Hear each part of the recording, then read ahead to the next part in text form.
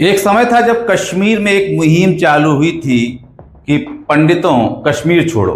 और हो सकता है कि आने वाले समय में ये मुहिम पूरे देश में छिड़ जाए। ये इसलिए हालात बन रहे हैं क्योंकि अब तो फिल्म निर्माताओं ने भी पंडितों को टारगेट पे ले लिया है। नेटफ्लिक्स पे मनोज बाजपेयी वाजपेयी की एक फिल्म आ रही है जिसका नाम है घूसखोर पंडित। क्या किसी के उपनाम के साथ, क्या किसी जाति को संबोधित करते हुए घूसखोर की टिप्पणी करना उचित है? किस हद तक उचित है? क्या देश का कानून इसकी इजाजत देता है? एक समय था जब ब्राह्मणों को, पंडितों को पोंगा पंडित कहकर बदनाम किया जाता था, और अब भारतीय फिल्म निर्माताओं ने भी पंडितों को टारगेट पे ले लिया है, ऐसा लगता है। इस फिल्म में मुख्य किरदार मनोज बाजपेयी निभा रहे हैं। नेटफ्लिक्स पे ये फिल्म या सीरीज आने वाली है। इस फिल्म को लेकर तरह तरह के विवाद अभी से शुरू हो चुके हैं। विवाद इसके नाम को लेकर है।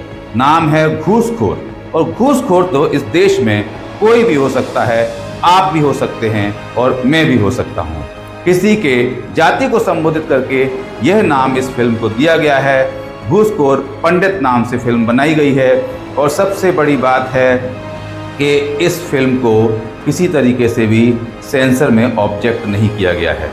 यदि यही हालत रहे तो आज घूसखोर पंडित बनी है, कल दूसरों के नाम से भी इस तरह की फिल्म बनेगी। तो क्या वे विरोध पे उतरेंगे? और यदि विरोध पे तब उतरना है तो अब क्यों नहीं? और सबसे बड़े आश्चर्य की बात यह है कि हमारे देश में कानून कुछ कहता है और अभिव्यक्ति की आज़ादी के नाम पर लोग उस कानून का दुरुपयोग कर लेते हैं। अभिव्यक्ति की आज़ादी का मतलब ये नहीं है कि आप किसी की भावनाओं को ठेस पहुंचाएं और किसी को अपमानित करें।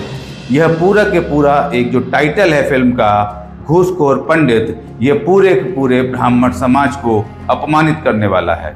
मैं आपको बता दूं कि मैं ब्राह्मण नहीं हूं, लेकिन मैं ये मानता हूं कि देश का कानून सर्वोपरि है, और देश का कानून जो इजाज़त देता है वही हमें करना चाहिए। और मुझे नहीं लगता कि देश का कानून अभिव्यक्ति की आज़ादी के नाम पर किसी को भी यह इजाज़त देता है कि वह किसी जाति सूचक शब्द के साथ इस तरह का कोई विवादित शब्द प्रयोग करे, क्योंकि घूसखोर शब्द अपने आप में ही लोगों को अपराध की श्रेणी में खड़ा कर देता है। घूसखोरी एक अपराध है। तो क्या पंडित शब्द लगाकर आप ये कहना चाह रहे हैं कि देश के सारे पंडित घूसखोर हैं या वे अपराधी हैं? इस तरह के ये टाइटल जब दिए गए हैं तो इस पर विवाद चल रहा है। अब देखना होगा कि ये विवाद कहाँ तक पहुँचता है और क्या